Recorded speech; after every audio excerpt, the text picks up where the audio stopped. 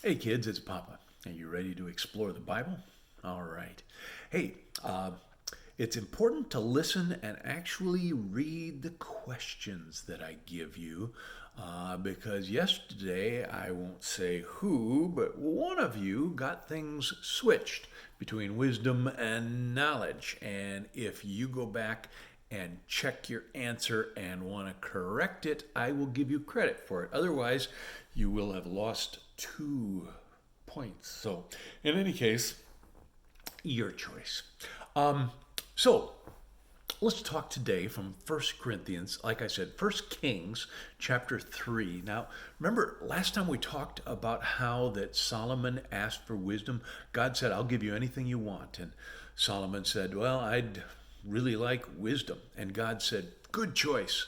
And God said, you could have asked for long life, you could have asked for wealth, and you could have asked for the defeat of your enemies, but you didn't. You asked for wisdom. So, you know what? I'm going to give you wisdom, but I'm also going to give you long life and wisdom, and money and the defeat of your enemies.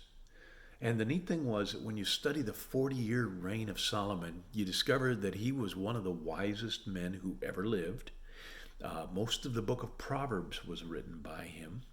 Uh, he was wise, but also he was wealthy. He was one of the wealthiest kings ever, and then also he lived a long life.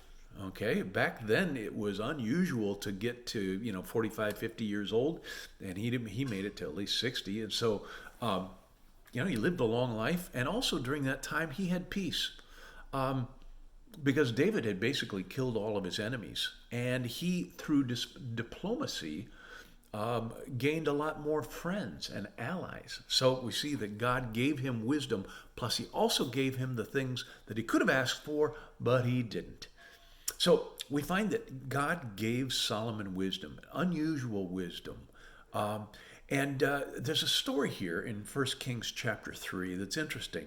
There were two women, and they were harlots, and so they weren't particularly good women, but they lived in a house together. They both had babies, okay, and so they both had baby boys, and they would back then they would sleep and they would have the baby in the bed next to them, so that when the baby got hungry during the night, they could just nurse the baby.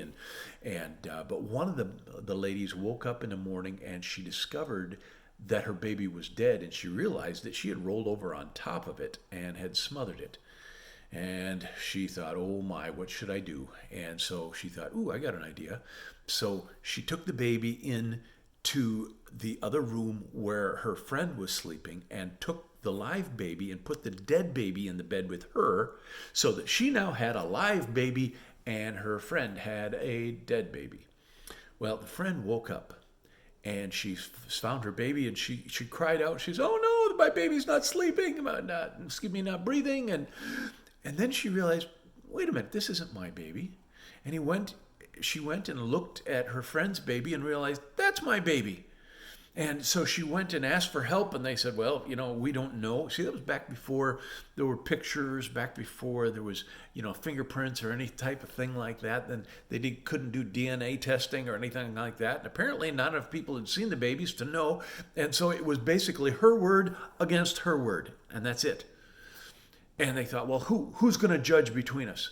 And so they cried out to the king, and the king, they came in for judgment from the king. And the lady said, this is what happened. And the other lady said, no, no, that dead baby's yours and the live baby's mine. And she said, no, no, no, the live baby's mine, the dead baby's yours. And so how was Solomon to know? So he did something that is still talked about today. He said, bring me the baby. So they brought the baby to him, the live one. And he said, now bring me my sword.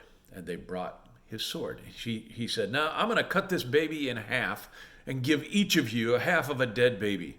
And maybe you'll learn not to come and bother me. And the one lady said, I think that's fair. And the other lady said, no, no, no, no, no, don't kill the baby. Give the baby to her. Solomon realized that the one that loved the baby was the real baby's mother. And he said, as he set the sword aside and handed the baby to the real mother and said, "This is your baby. Take care of it." And everybody went, "Wow, that was smart. I thought he was really going to cut that baby in half." and, and so Solomon, through wisdom, discovered what couldn't be discovered in other ways. And there are times when God gives us the wisdom and the ability to discern. Do you know what it means to discern? It means to discover the truth. Discern means to discover the truth. And we need to be discerning people. We need to stop and think about it and look for the truth. Let me just tell you this. There's going to be a lot of people in life who lie to you. They're going to tell you strange things. They're going to tell you lies. They're going to tell you, many times, they're going to tell you what you want to believe. And it is very easy for us to believe things that we want to believe. And then there's going to be others that are going to tell you the truth, but you don't want to hear it. And so you're not going to believe it because you don't want to hear it. But let me challenge you. When you hear things from people, you need to be discerning. You need to discover the truth. And if you can't discover the truth, then just kind of put it in the back of your mind and wait. Because eventually God's going to show you the truth in it. And if you can't discover the truth in any other way, wait on God. And in time, He will show you the truth. Okay? We need to be discerning. What does discerning mean? It means looking for and discovering the truth. Hey, love you guys. See you later. Bye.